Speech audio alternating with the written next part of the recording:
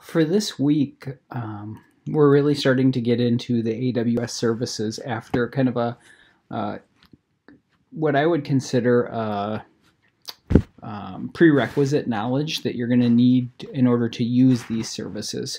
So now, finally, in week 4, we're starting to tackle some of the AWS services. Specifically, we're going to have an introduction into IAM, which is user and group management within AWS. And then we'll also look at S3, which is S3 stands as Simple Storage Solution. And what it is it's basically a web-based directory that has some built-in functionality that makes it kind of a really powerful tool for developers. So as far as content for this week, I did put some reading material out here, and the reading material is just simply the AWS pricing system for IAM. And AWS pricing for IAM is really simple because you don't get charged for it. So that information is here. And then AWS S3 does have what I would consider some fairly complicated pricing. What I'll suggest though is don't get lost in the details of the pricing. Just know that S3 is a really cost-effective way of storing data. Okay, and when I use the term storing data, I'm using that term loosely because it's pretty feature-packed, and some of the features really make it a powerful tool. Okay, so as far as reading goes, it's just kind of the pricing information.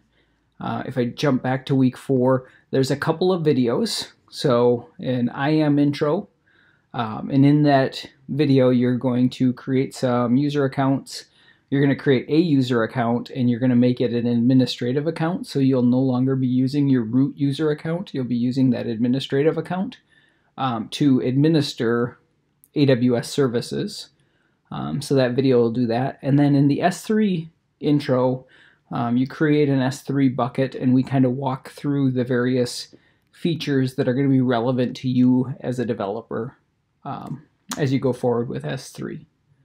So those are the things that you're going to watch.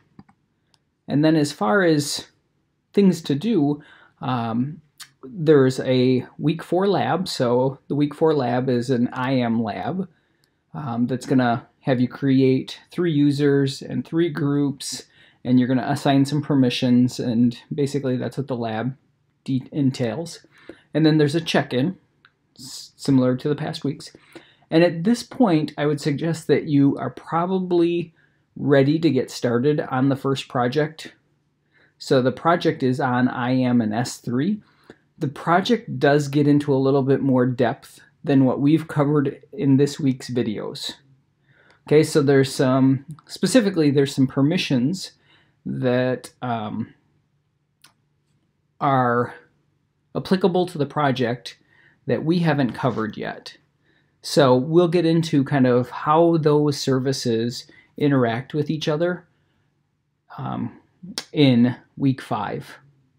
So my suggestion is you can probably get started on project 1, and you kind of know the details of what you'll have to do, and I think the project will start to make a little bit of sense now. And then next week we're going to get into the details of like how do I actually provide those folder level specific permissions that haven't been covered yet. Okay, but I would encourage you to dig into Project 1 and at least take a look to see what it entails.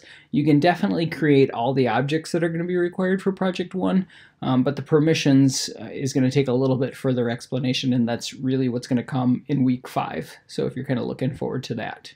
But I would suggest that you can probably get a decent start on it at this point.